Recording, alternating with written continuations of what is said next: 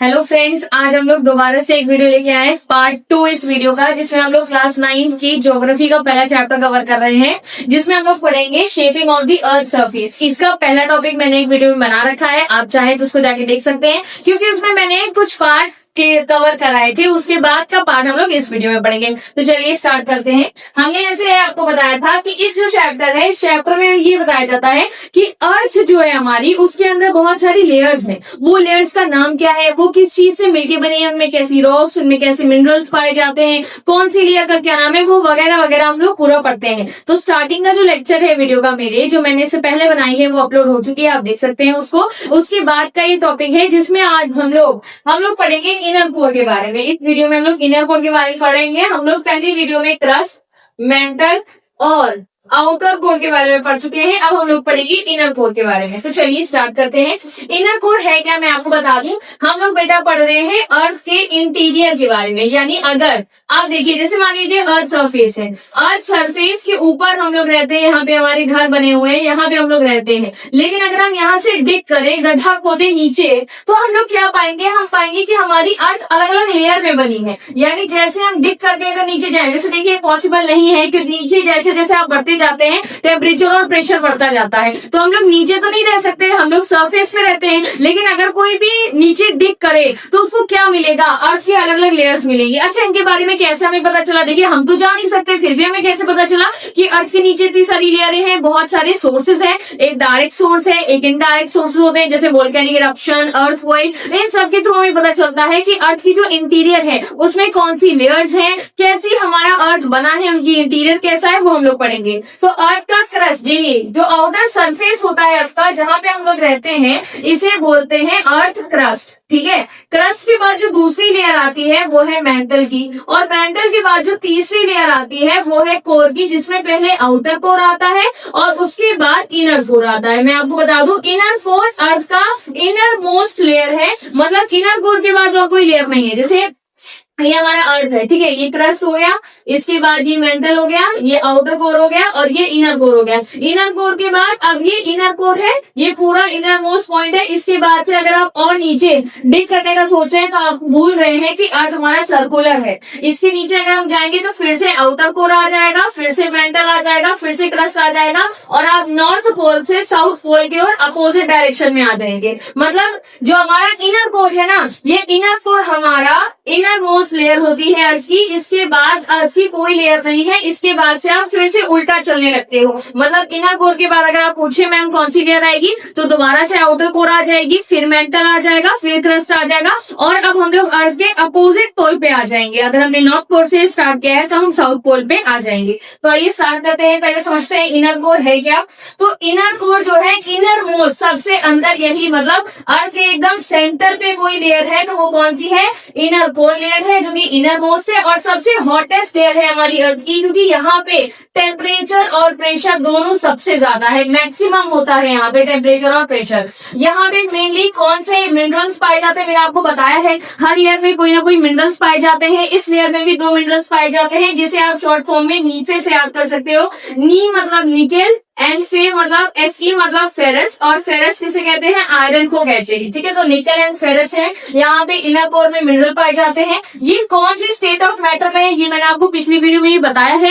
देखिए बेटा, हर लेयर कोई ना कोई स्टेट ऑफ मैटर में होती है। जैसे आप पढ़ते हैं 3 स्टेट ऑफ मैटर होते हैं, सॉलिड, लिक्विड, गैस। सिर्फ वैसे यहाँ पे हमारे अर्थ की जितनी भी लेयरें हैं वो इन 3 में से किसी एक स्टेट ऑफ मैटर में होती है। तो जो हमारा इनर कोर है वो कौन से स्टेट ऑफ मैटर में है, सॉलिड में है। सॉलिड क्यों है, उसका रीजन ये है क्योंकि यहाँ पे एक्सट्रीमली क्या पड़ता है, हाई प्रेशर। अब आप सोचिए, इनर कोर सबसे डीपेस्ट और इनर मोस्ट लेयर है, इसके ऊपर आउटर कोर है, फिर मेंटल है, फिर क्रस्ट है। तो ये सारी लेयर इनर कोर के ऊपर दबाव बनाएंगे कि नहीं। जब यहाँ पे हाई प्रेशर पड़ेगा तो इसके पार्टिकल्स पैक हो जाएंगे, एकदम एक दूसरे से चिपक जाएंगे, जिसकी वजह से इसका जो स्टेट ऑफ मैटर है वो कैसा बन जाएगा, सॉलिड बन जाएगा। जो टेम्परेचर है वहां पे वो अप्रोक्स कितने डिग्री सेल्सियस है, 5000 to 6000 डिग्री सेल्सियस की रेंज में इनर कोर का टेम्परेचर होता है। और उसके बाद ये डेंसेस्ट पार्ट है अर्थ का। अगर आपसे पूछा जाएगा, एमसीक्यूज में ही पूछ सकता है कि डेंसेस्ट पार्ट क्या है अर्थ का, तो वो क्या है, इनर कोर है। ठीक है, यहाँ तक आपको समझ में आया। इससे आगे बढ़ते हैं लिथोस्फीयर। देखिए लिथोस्फीयर क्या है, बहुत सारे बच्चे क्रस्ट और लिथोस्फीयर में कंफ्यूज होते हैं, दोनों में क्या डिफरेंस है।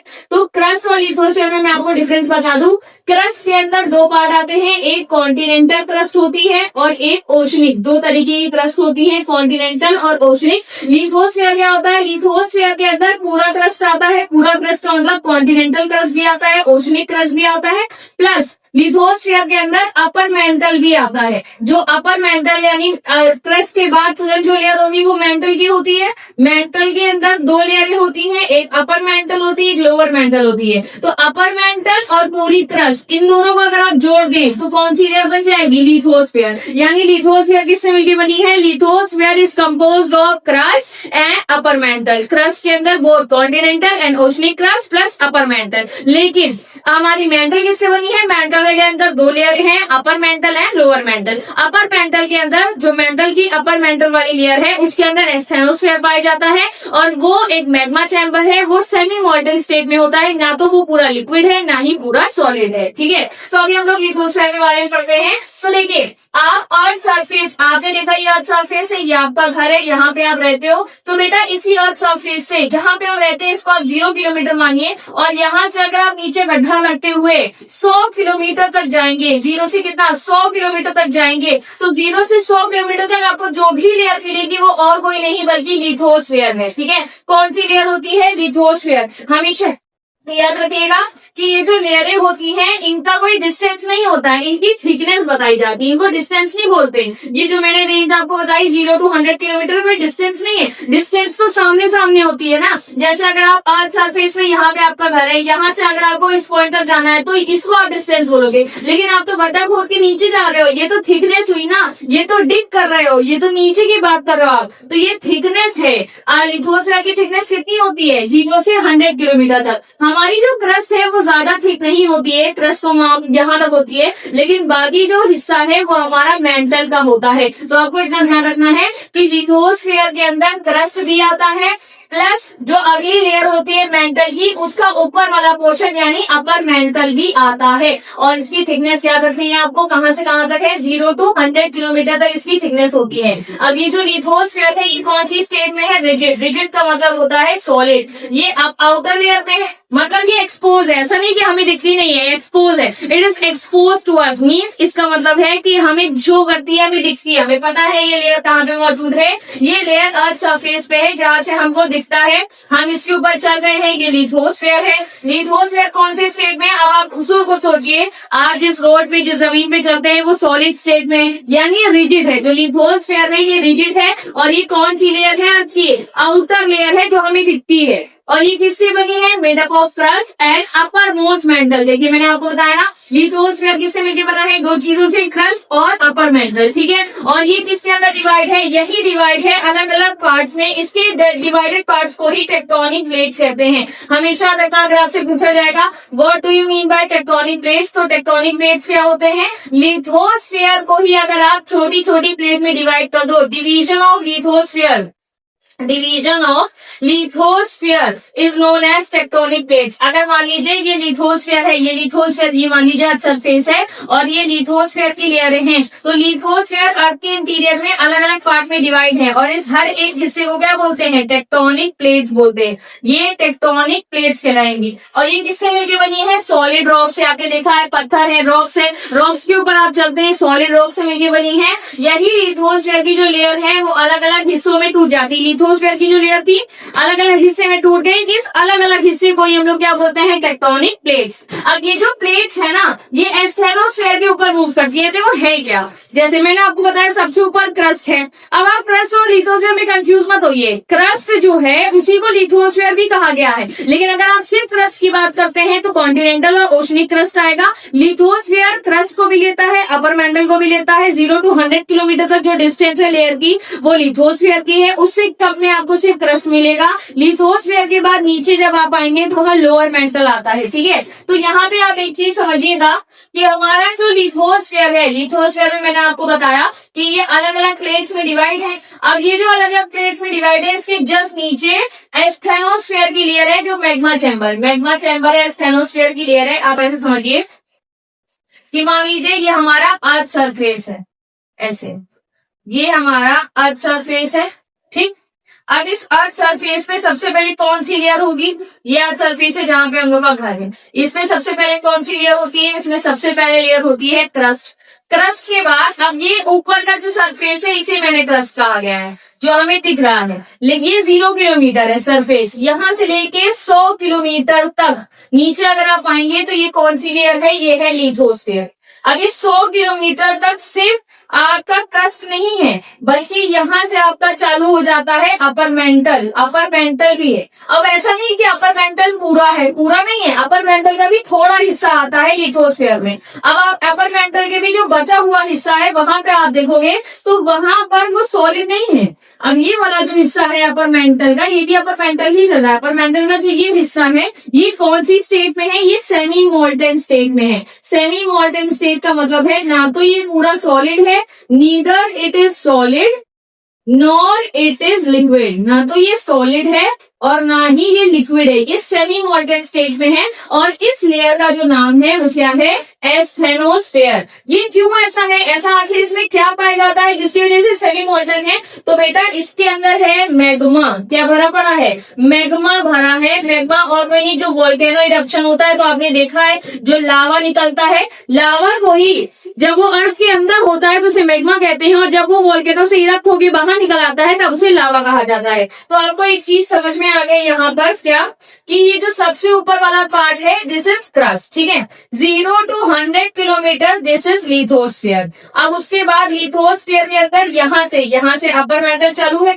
लिथोस्फीयर आपका यहाँ तक है, देखिए लिथोस्फीयर आपका यहाँ से लेके यहाँ तक है, और अपर मेंटल आपका यहाँ से लेके यहाँ तक है। यहाँ तक आपका अपर मेंटल है। अपर मेंटल के बाद यहाँ नीचे से आपका चालू होता है लोअर मेंटल।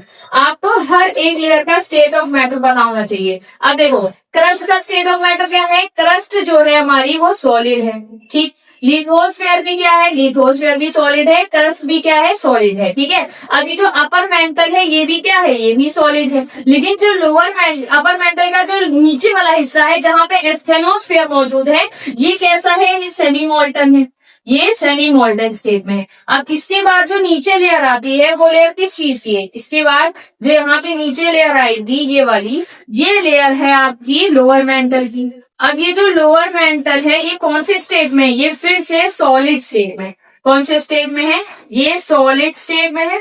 और अब सॉलिड स्टेट के बाद एक मिनट दोबारा से, अभी जब ये सॉलिड स्टेट में है, अब सॉलिड स्टेट के बाद आप देखेंगे अब कौन सी लेयर आएगी अर्थ के इंटीरियर में। अब इसके बाद आपने पढ़ा था कोर आएगा। क्या आएगा? कोर। कोर में भी दो मैंने आपको बताए थे, एक होता है आउटर कोर और एक होता है इनर कोर। अब ये इसके बाद यहाँ पे आएगा आउटर कोर, और आउटर कोर के बाद यहाँ पे क्या आ जाएगा? Inner core. तो इतनी लेयरें होती हैं अर्थ के इंटीरियर में। इनका भी आप स्टेट ऑफ मैटर जान लीजिए क्या है।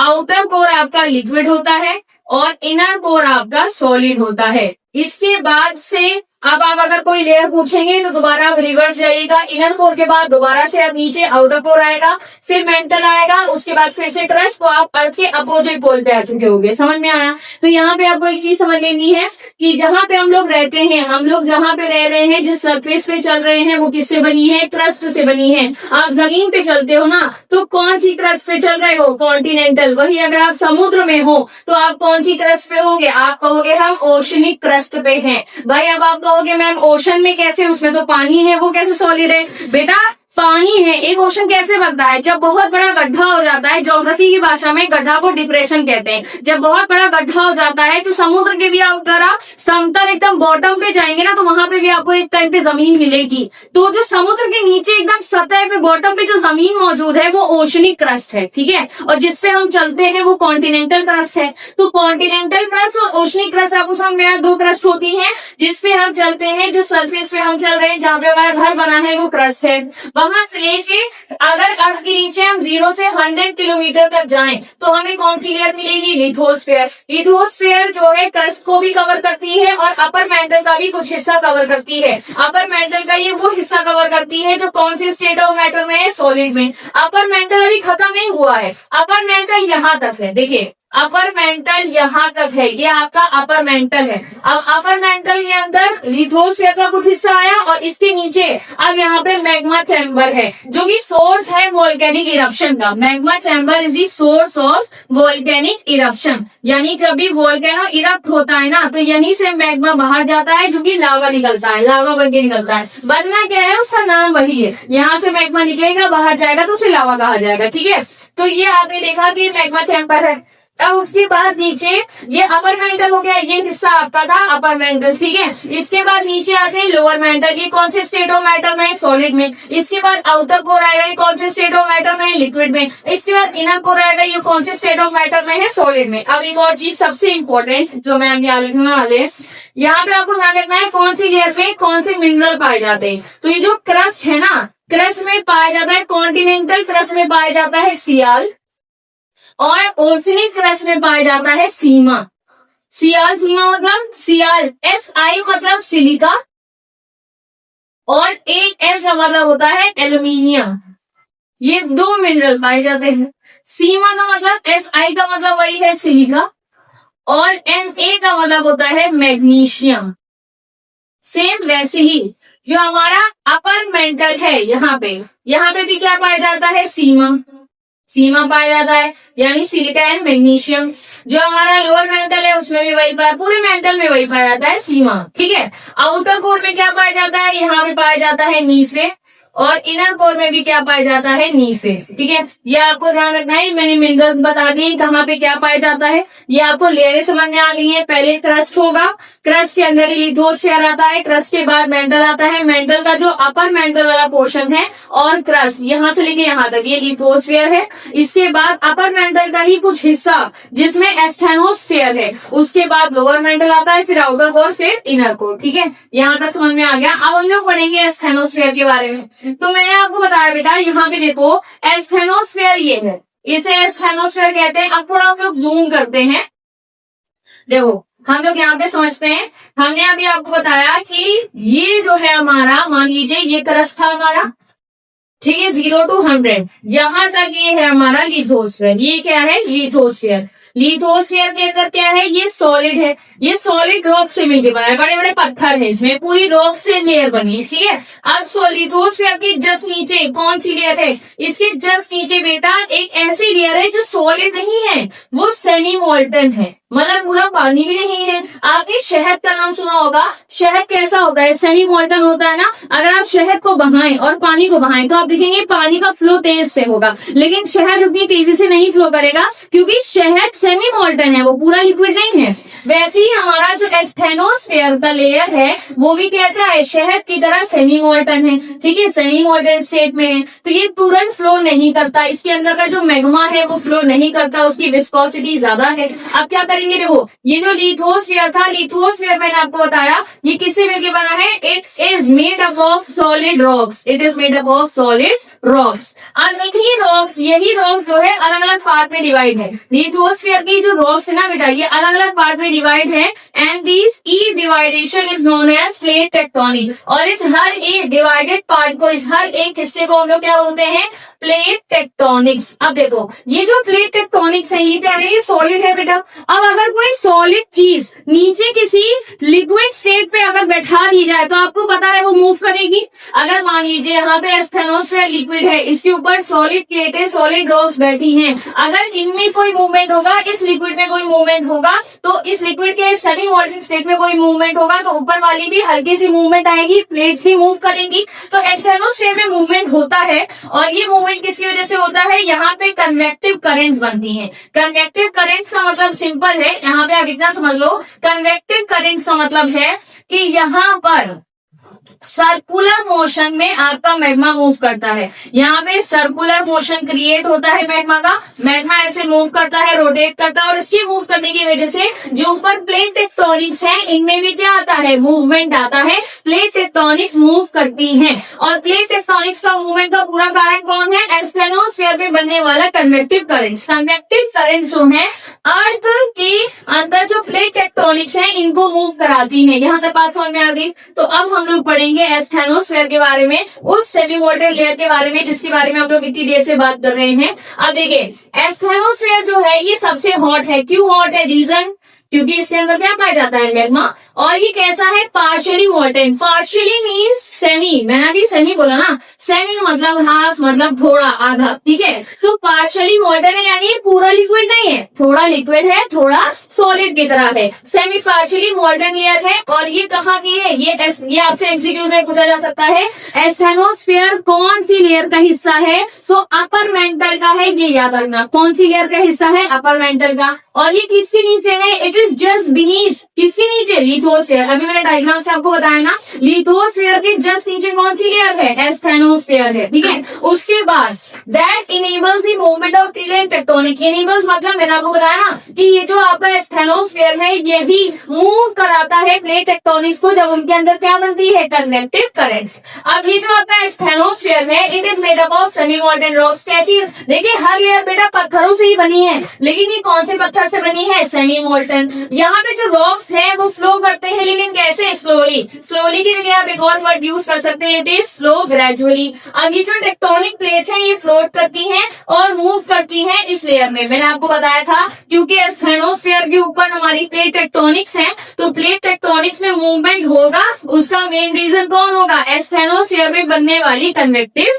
करंट्स। अब इसके बाद हमने आपको बताया कि ये एक बहुत की रोल प्ले करता है प्लेट टेक्टोनिक्स में। मतलब ये जो लेयर है ना, ये टेक्टोनिक प्लेट्स की थ्योरी में, टेक्टोनिक प्लेट्स को मूव कराने में सबसे बड़ा रोल प्ले करती है। यहाँ तक आपको समझ में आ गया। अब हम लोग आगे बढ़ते हैं। अब हम लोग पढ़ेंगे लेयर्स ऑफ द अर्थ, जिसमें मैंने आपको सबसे पहले बताया कि जो आपका लिथोस्फीयर है ये बेटा एक लेयर से बनके नहीं बना है। इसके अंदर दो लेयर आती हैं, एक क्रस्ट आता है और मेंटल का ऊपर वाला पोर्शन यानी अपर मेंटल आता है। क्रस्ट और अपर मेंटल को मिला लीजिए तो क्या बन जाएगा? लिथोस्फीयर। ये कहाँ तक है? इसकी थिकनेस कितनी है? 0 to 100 kilometre. Below the lithosphere, lithosphere के जस्ट नीचे कौन सी लेयर है? एस्थेनोस्फीयर, जो कि कैसी है? हॉट है और सेमी मोल्टन लेयर है जो हमारी प्लेट टेक्टोनिक्स को मूव कराती है। प्लेट टेक्टोनिक मूव कर रही है, उसका रीजन है एस्थेनोस्फीयर में बनने वाले कन्वेक्टिव करंट्स। अब नेक्स्ट आता है हमारा लेयर्स। लेयर्स आप देख सकते हैं यहाँ पे, देखिए यहाँ पे आप देख रहे होंगे कि यहाँ पे पानी है। ये जो पानी वाली लेयर है ये है हमारी ओशनिक क्रस्ट। पानी वाली लेयर क्या है? Oceanic crust. और ये जो जमीन वाली है ये क्या है? Continental crust. इसके बाद आपका लिथोस्फीयर आता है, ऊपर से लेकर नीचे तक तो लिथोस्फीयर, उसके नीचे एस्थेनोस्फीयर, फिर मेंटल, फिर लोअर मेंटल, फिर आउटर कोर, फिर इनर कोर, ठीक है। अब इसके बाद हम लोग पढ़ेंगे टेक्टोनिक प्लेट्स। जो हमने पढ़ा ना टेक्टोनिक प्लेट्स क्या है, अगर आपसे पूछा जाए what do you mean by tectonic plates, give definition of tectonic plates, तो आप क्या बोलेंगे? The broken pieces of lithosphere is known as tectonic plates, ठीक है। अब आगे बढ़ते हैं, टाइप्स ऑफ टेक्टोनिक प्लेट्स पढ़ते हैं। ये जो ब्रोकन पीसेस हैं, जो ब्रोकन पीसेस हैं लिथोस्फीयर की, the broken pieces of lithosphere,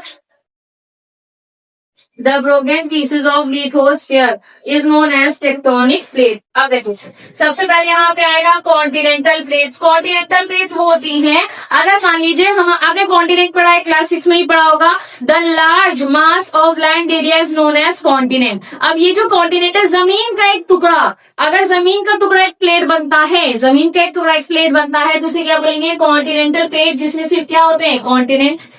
oceanic plates वो होती हैं जिसके अंदर जो कि ओशन का एक टुकड़ा है। मैंने आपको बताया ओशन का टुकड़ा भी एक क्रस्ट है। क्यों? क्योंकि ओशन के बॉटम में भी जाएंगे तो आपको जमीन मिलेगी, वो ओशनिक क्रस्ट होती है। तो अगर सिर्फ ओशन से एक प्लेट बनी है तो वो ओशनिक क्रस्ट कहलाएगी। लेकिन अगर मान लीजिए आप अगर मैप पे जाके देखिएगा, इसे ट्राइंगुलर शेप का थोड़ा रफली ऑस्ट्रेलिया कॉन्टिनेंट है, बगल में ऐसे न्यूजीलैंड है और इस तरफ बगल में ओशन है। अगर ये पूरा ऑस्ट्रेलिया, न्यूजीलैंड और ओशन को मिला के मैं बोल दूं कि एक प्लेट है, ये वन प्लेट है, तो इस वन प्लेट के अंदर क्या आया?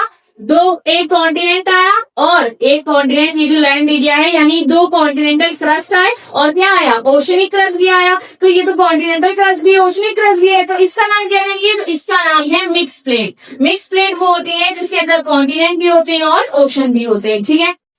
अब नेक्स्ट आता है टाइप्स ऑफ प्लेट टेक्टोनिक्स। आपको एक चीज याद रखनी है कि जो मेजर कितनी प्लेट टेक्टोनिक्स होती हैं, तो पूरे वर्ल्ड में बेटा, पूरे वर्ल्ड में 7 मेजर प्लेट टेक्टोनिक्स है। कितनी है? 7 मेजर प्लेट टेक्टोनिक्स। देखो जो प्लेट टेक्टोनिक्स होती है वो 2 टाइप की होती है। प्लेटें कितनी टाइप की होती है? Tectonic plates. Tectonic plates are of 2 types, major and minor. तो मेजर वाली आपको याद रखनी है, माइनर वाली का डेटा आपको याद नहीं रखना। मेजर टोटल पूरे वर्ल्ड में कितनी है? 7 है, और माइनर बहुत सारी है, उनको आपको याद नहीं रखना है। वो 7 कौन कौन सी उनका नाम मैंने लिख दिया है। एक पैसिफिक प्लेट है, यूरेशियन प्लेट है। यूरेशियन मतलब इसके अंदर 2 कॉन्टिनेंट है पूरे, यूरोप और एशिया।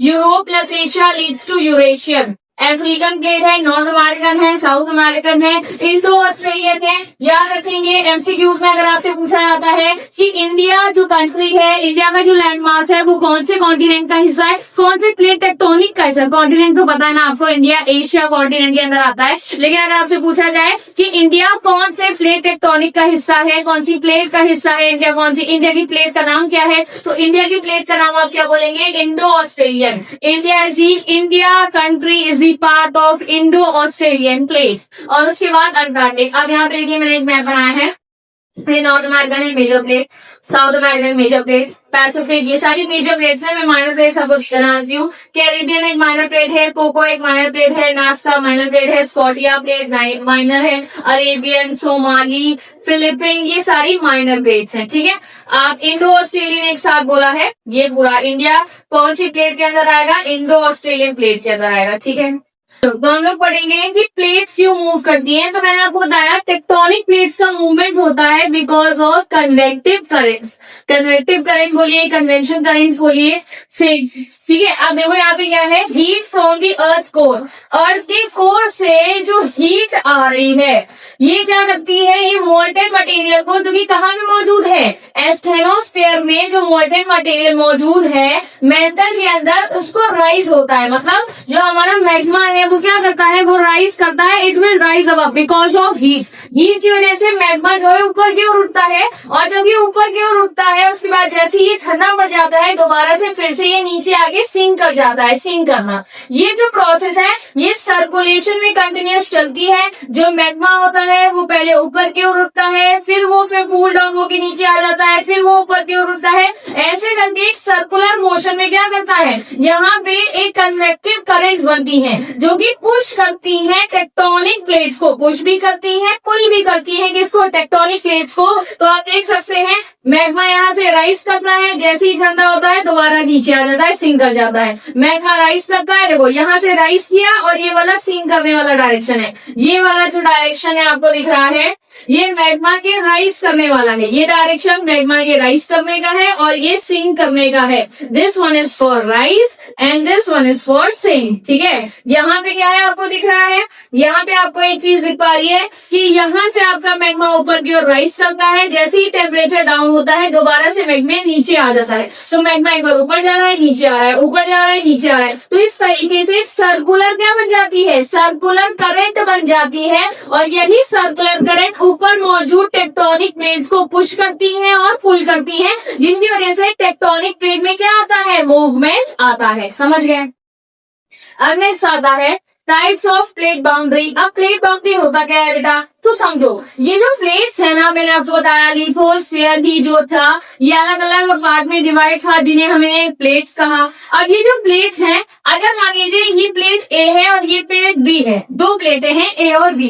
अगर प्लेट ए प्लेट बी की तरफ आए, ये दोनों एक दूसरे की तरफ आए, एक दूसरे की तरफ मूव करें, तो ऐसे मूवमेंट को क्या बोलेंगे, कन्वर्जेंट मूवमेंट। कैसा मूवमेंट है ये, कन्वर्जेंट मूवमेंट है। अब जब 2 प्लेटें एक दूसरे की तरफ आएंगी तो टकराएंगी ना, ये दोनों टकराएंगी। अब जैसे एक प्लेट दूसरे की तरफ आई, अब यहाँ पे डिपेंड करता है कौन सी नीचे जाएगी कौन सी ऊपर आएगी। मतलब जब 2 प्लेटें आती है ना बेटा, तो जो डेंसर प्लेट होती है जिसकी डेंसिटी ज्यादा होती है वो नीचे जाके सबडक्ट हो जाती है। ये प्लेट आई दूसरे से टकराई और भारी वाली नीचे चली गई, जो डेंसिटी जिसकी ज्यादा थी वो नीचे चली गई। इस प्रोसेस को जब प्लेट नीचे जाती है इसे सबडक्शन बोलते हैं। और जो हल्की प्लेट थी जिसकी डेंसिटी कम थी वो ऊपर रह गई। ठीक है, ये जो आपका मूवमेंट हुआ प्लेटों का, इसे हम क्या बोलेंगे, कन्वर्जेंट मूवमेंट और इनकी जो प्लेट बाउंड्री होगी उसे कन्वर्जेंट प्लेट बाउंड्री कहा जाता है। तो ये प्लेट बाउंड्री के टाइप्स है। कन्वर्जेंट प्लेट बाउंड्री, जब दो प्लेटें एक दूसरे की तरफ मूव करती हैं, टूवर्ड्स मतलब एक दूसरे की तरफ आना।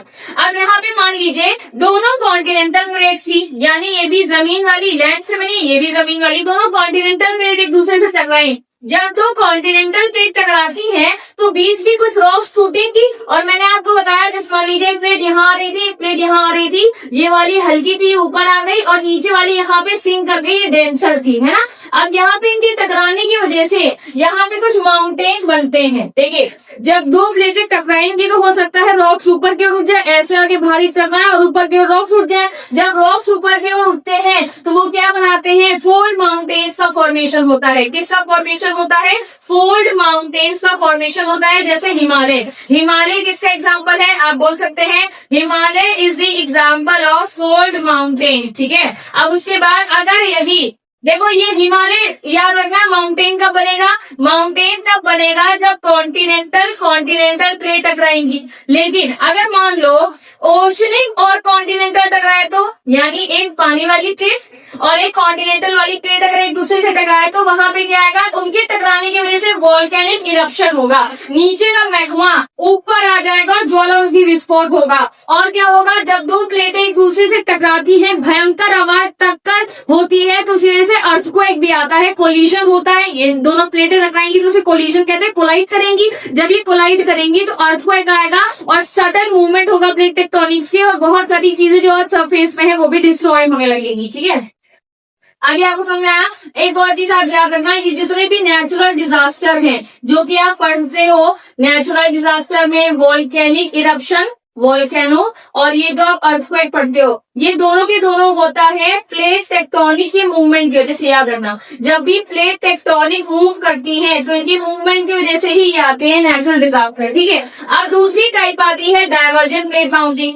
अब जब देखो बेटा दो प्लेटें एक दूसरे से अपोजिट डायरेक्शन में जाए, जुदा हो गई, एक इधर चली गई एक इधर चली गई, दो प्लेटें एक दूसरे से अलग चली जाए तो आप समझोगे बीच में एक गैप क्रिएट हो गया। अब इस गैप का कौन फायदा उठाएगा, मैग्मा। मैग्मा कहेगा वाह यहाँ पे जगह बन गई है, अब मैग्मा यहाँ से फ्लो करते करते ऊपर आ जाएगा, ठीक है। अब यहाँ पे क्या होता है, जब प्लेट मूव करती है एक दूसरे से अपोजिट डायरेक्शन में तो उसे डाइवर्जेंट प्लेट बाउंड्री कहते हैं। मैग्मा ऊपर की ओर आता है, मैग्मा ऊपर की ओर आएगा, यहाँ पर फैलेगा मैग्मा और नई क्रस्ट बनाएगा। देखो जैसी आप समझो बेटा, जब मैग्मा नीचे है, जब मैग्मा यहाँ पर है तो यहाँ पे टेम्परेचर ज्यादा है, इसीलिए मैग्मा कौन सी स्टेट में है, सेमी मोल्टन।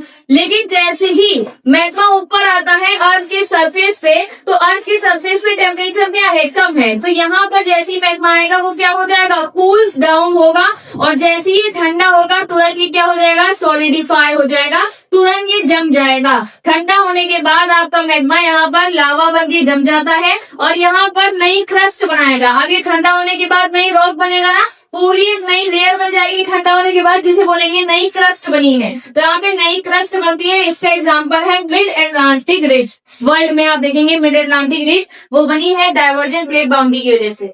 नेक्स्ट आता है थर्ड, जो प्लेट का बाउंड्री का मूवमेंट है वो है ट्रांसफॉर्म। अब यहाँ पे प्लेट बाउंड्री ना तो एक दूसरे की तरफ आ रही है ना एक दूसरे से दूर जा रही है, यहाँ पे प्लेट बाउंड्री हॉरिजॉन्टली एक दूसरे के बगल बगल में स्लाइड करती है। ऐसी प्लेट बाउंड्री के मूवमेंट को ही क्या बोलते हैं, ट्रांसफॉर्म। यहाँ पे प्लेटें स्लाइड करती हैं एक दूसरे की तरफ और इनकी स्लाइडिंग की वजह से अर्थक्वेक भी आता है और फॉल्ट लाइन बनती है। जब ये दो प्लेटें एक दूसरे से टकराएंगी, ऐसे स्लाइड करेंगी तो बीच में एक बेटा यहाँ पर क्रैक क्रिएट होगा और यहाँ पर दूर हो जाने लगी प्लेटें में, बीच में क्रैक आएंगी, ये प्लेटें दूर होने लगेंगी और यहीं पे क्रैक की वजह से ये दोनों हिस्से एक दूसरे से अलग हो जाते हैं। और इसी क्रैक का रियल एग्जांपल है वर्ल्ड में सेंट एंड्रयूज फॉल्ट। ये आप गूगल पे सर्च करके देख सकते हैं, सेंट एंड्रयूज फॉल्ट, क्योंकि यूएस में है।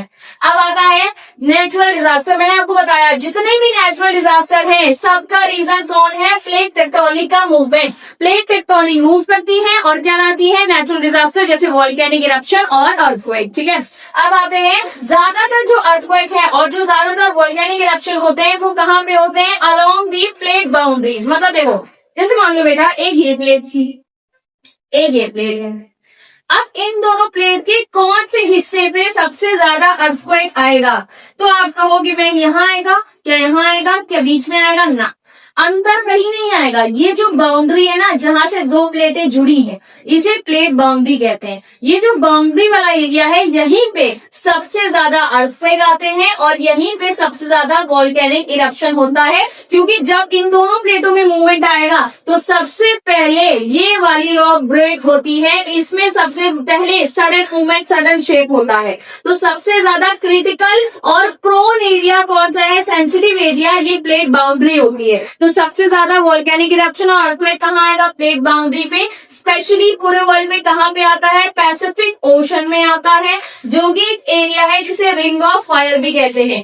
यहाँ कहाँ पे आता है, ये देखिए जो पैसिफिक ओशन है, आपने देखा है दुनिया का सबसे बड़ा ओशन है पैसिफिक ओशन। पैसिफिक ओशन के अराउंड बहुत सारी प्लेट बाउंड्री है बेटा, बहुत सारी, क्योंकि पैसिफिक ओशन खुद एक ओशनिक क्रस्ट है, ओशनिक प्लेट बाउंड्री है। तो पैसिफिक ओशन अपने में एक प्लेट बाउंड्री है और इसके इर्द गिर्द और भी बहुत सारी कॉन्टिनेंटल प्लेट बाउंड्री जुड़ती है। तो यानी यहाँ पर बाउंड्री बहुत, पूरा पैसिफिक ओशन अलग अलग प्लेट बाउंड्री से बाउंड है, झुका घिरा हुआ है। तो यहाँ पर सबसे ज्यादा अर्थक्वेक और वोल्केनिक इरप्शन होता है। इसी प्लेट बाउंड्री वाले हिस्से को हम लोग क्या बोलते हैं, रिंग ऑफ फायर। अब ये जो प्लेट टेक्टोनिक्स है, ये बहुत जरूरी है, किस लिए, आइडेंटिफाई करने के लिए अर्थक्वेक को और वोल्केनिक प्रोन। प्रोन मतलब जहां पर बहुत ज्यादा मात्रा में वोल्केनो इरप्ट होता है और अर्थक्वेक आता है, एंड मैनेजिंग रिलेटेड डिजास्टर। तो यहाँ तक आपको समझ में आया। अगर आपसे पूछा जाएगा कि दुनिया का ऐसा कौन सा हिस्सा है जहां पर सबसे ज्यादा वोल्केनिक इरप्शन होता है, अर्थक्वेक आता है, तो वो पैसिफिक ओशन का रिंग ऑफ फायर है। उस पूरे हिस्से को ही रिंग ऑफ फायर है। रिंग इसलिए, रिंग गोल होती है ना,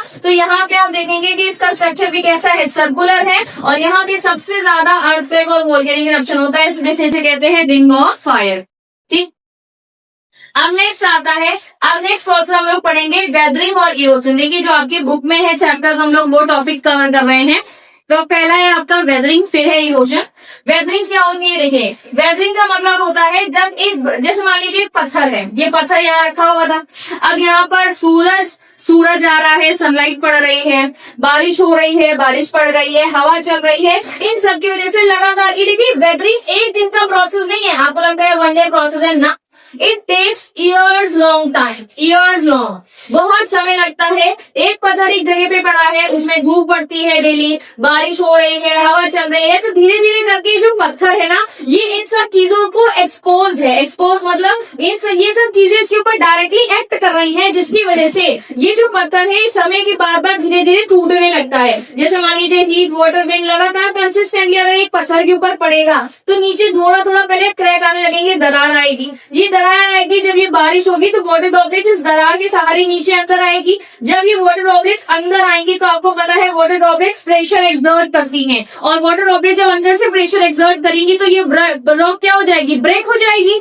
अब ये रॉक ब्रेक होगी अनटिल एंड अनलेस, जब तक ये छोटे छोटे पीसेस में ना हो जाए। अब ये छोटे छोटे पीस में ब्रेक होगी, देखो ऐसा नहीं है कि छोटे छोटे पीसेस में ना हो जाए तब तक ब्रेक होगी, ब्रेक तो तब तक होगी जब तक ये एक्सटर्नल एजेंट इसके ऊपर काम करेंगे। ठीक है, अब ये छोटे छोटे पीस में ब्रेक हो गई। इसका जो लास्ट स्टेज होता है ना रॉक के ब्रेक होने का, तो एक बहुत बड़ा रॉक जब ये सनलाइट, विंड और रेनफॉल इसके ऊपर काम करते हैं तो एट दी एंड ये किसमें कन्वर्ट हो जाता है, सॉइल में कन्वर्ट हो जाता है। ये स्मॉलर पीसेस भी एंड में सॉइल में कन्वर्ट होता है। इसलिए आप पूछते हैं, ज्योग्राफी में पढ़ाया जाता है सॉइल फॉर्मेशन कैसे होता है, मिट्टी कैसे बनती है, तो मिट्टी बनती है पत्थर के टूटने की वजह से। और पत्थर कैसे टूटता है, because of weathering. Weathering is a process where the large rock broken into smaller pieces and at the end it will convert into soil. और ये कैसे टूट रहा है, because of the external agents which is acted upon it such as sunlight, wind, air, these things, rainfall, ये सारी चीजें जब इसके ऊपर एक्ट करती हैं तो उसकी वजह से क्या होता है, हमारा एक बहुत बड़ा पत्थर टूटने लगता है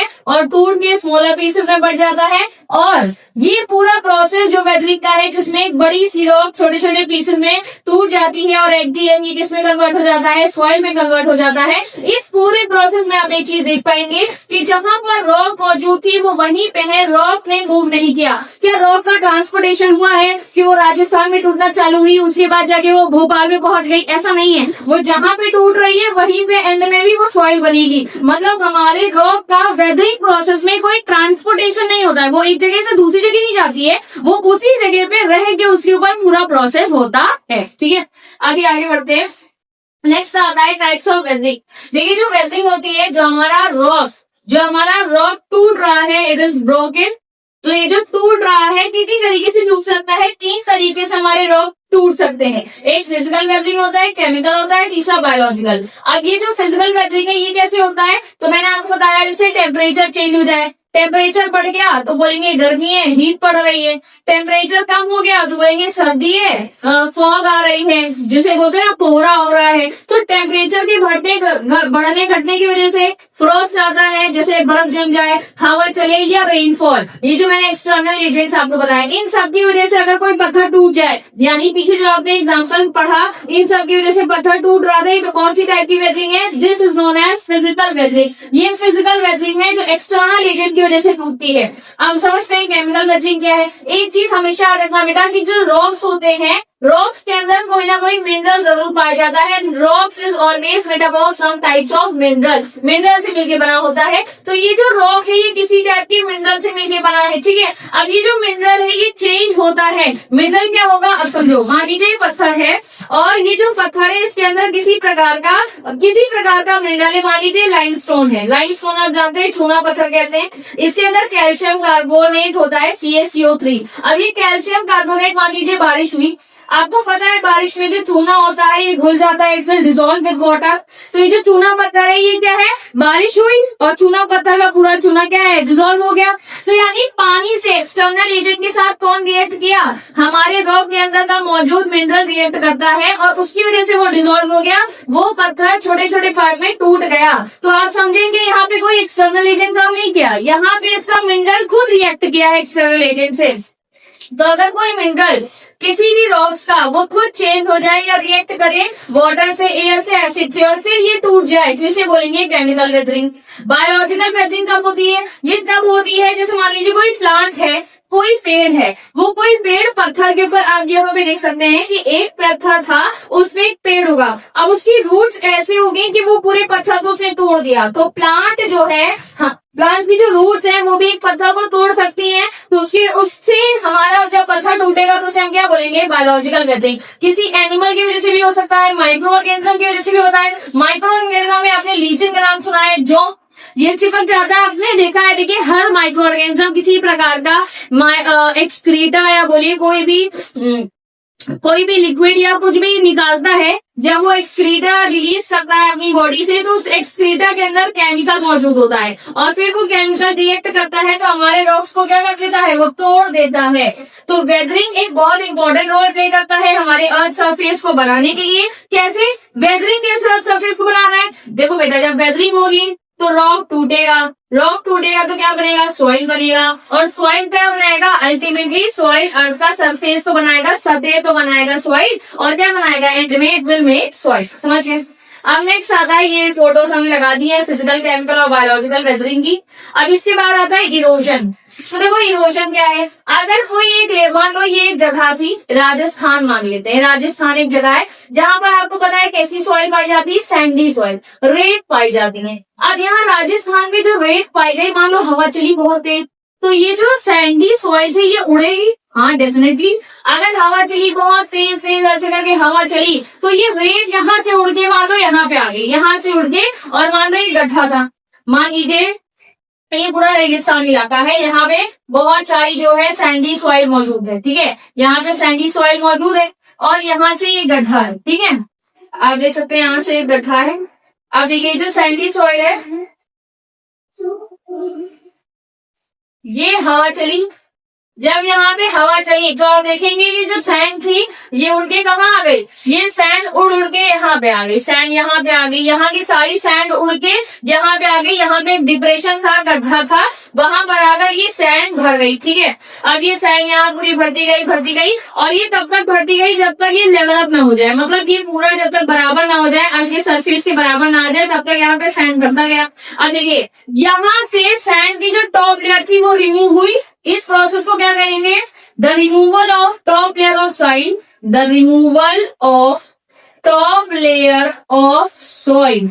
जब भी सॉइल की टॉप लेयर हट जाए उसी प्रोसेस को बोलते हैं इरोजन। क्या बोलते हैं? इरोजन। इरोजन एक ऐसा प्रोसेस होता है जहां की टॉप लेयर की सॉइल हट जाती है। अब यहाँ से टॉप लेयर की सॉइल हटी, किसकी वजह से हटी? एक एक्सटर्नल एजेंट काम किया, विंड, इसकी वजह से हट गई। अब यहाँ से उड़ के ये इस डिप्रेशन में आगे क्या हो गई? सेटल डाउन हो गई। यहाँ पे सारी विंड आगे क्या हो गई? सेटल डाउन हो गई। और यहाँ पे तब तक आती रही जब तक ये पूरा अर्थ सरफेस से क्या ना हो जाए, अपवेलिंग पूरा बराबर ना हो जाए, तब तक ये यहाँ पे लेवल अप ना हो जाए, तब तक ये यहाँ पे बढ़ती रही।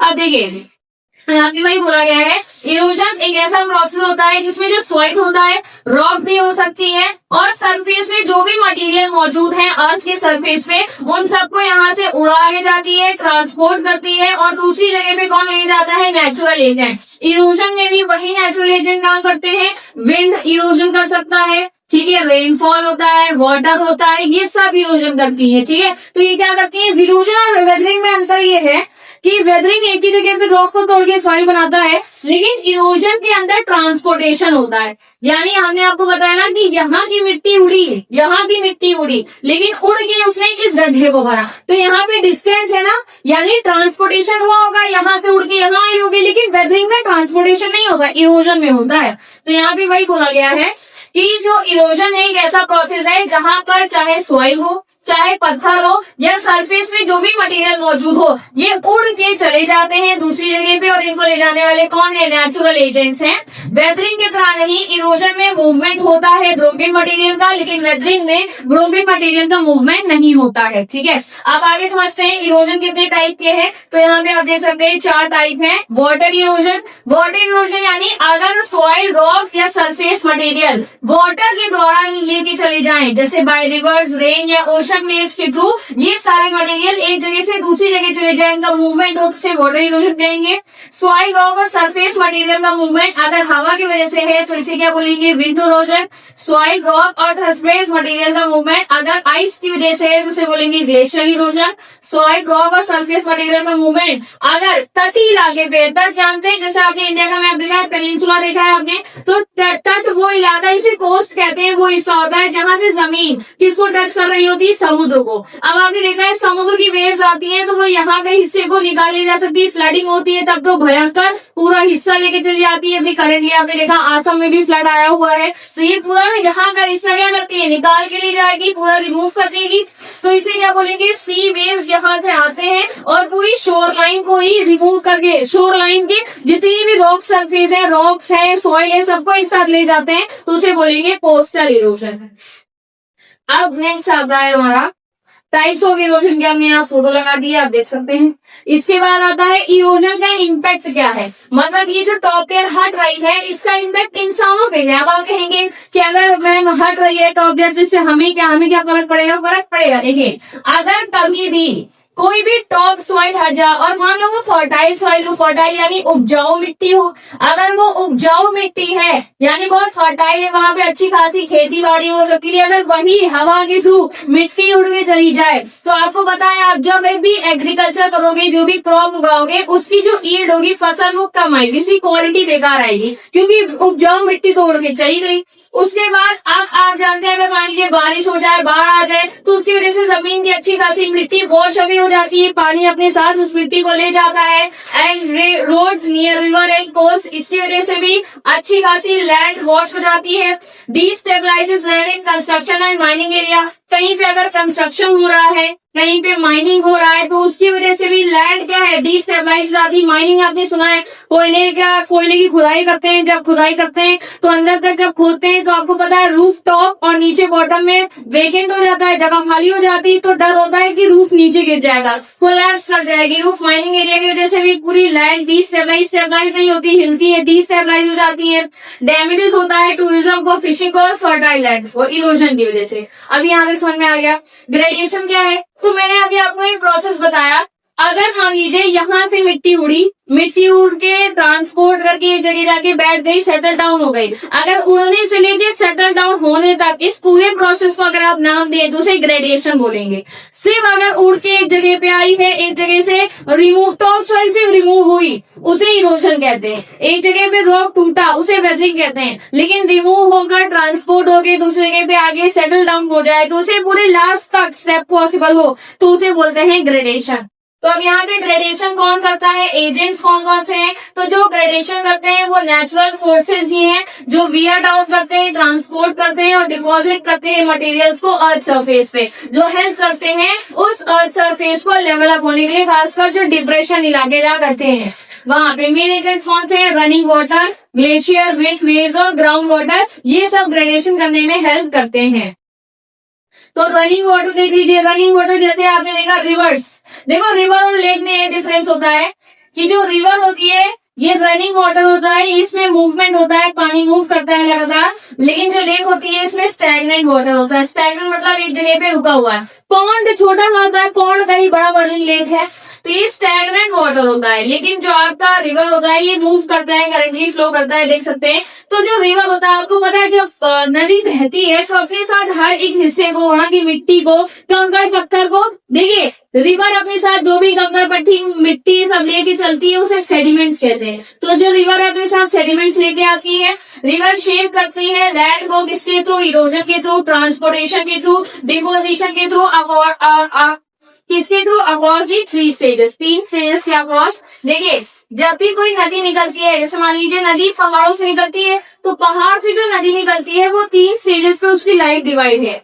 एक आपका अपर कोर्स होता है, दूसरा मिडिल कोर्स होता है, लास्ट में लोअर कोर्स होता है। लास्ट में वो कोर्स होता है जहाँ पे नदी अब अल्टीमेटली जाके किसी न किसी ओशन या सी से मिल जाएगी। अपर कोर्स वो होता है जब ये पहाड़ से निकलती है, बीच से वैली से निकलती है, तब ये वाटरफॉल बनाती है, तब इनकी जो स्पीड होती है वो बहुत ज्यादा होती है, तो उस समय पे ये अपर कोर्स में आता है। उसके बाद जब ये नीचे आती है प्लेन एरियाज पे, अभी तो पहाड़ पे है तो अपर कोर्स है, जब ये प्लेन यानी मैदानी क्षेत्र में आती है, प्लेन एरियाज में आती है, वहां पे ये ऑक्सबो लेक बनाती है, फ्लड प्लेन्स बनाती है, तो इनका ये मिडिल कोर्स होता है। एंड में जब ये डेल्टा बनाती है, लेवीज, एल्वियल फैल्स बनाती है, देखिए आप डेल्टा बना रही है, डेल्टा और कुछ नहीं होता, जब हमारी रिवर की ब्रांचेस, जब हमारी रिवर का जो पानी है ये अलग अलग ब्रांचेस में बढ़ जाए तो इस शेप को ही डेल्टा कहते हैं। और आपको बता दें इंडिया का सबसे बड़ा, इंडिया छोड़िए वर्ल्ड का सबसे बड़ा डेल्टा इंडिया में है, जिसका नाम क्या है आपको कमेंट करके बताना है। सबसे बड़ा डेल्टा पूरी दुनिया का कौन सा है आपको बताना है। इसके बाद देखिए तो यहाँ पे डेल्टा बनाती है और डेल्टा के बाद ये जो नदी है ये किससे मिल जाती है? किसी न किसी सी या ओशन से जाके मिल जाती है। इसी को हम लोग क्या बोलते हैं? Lower course. ये रिवर का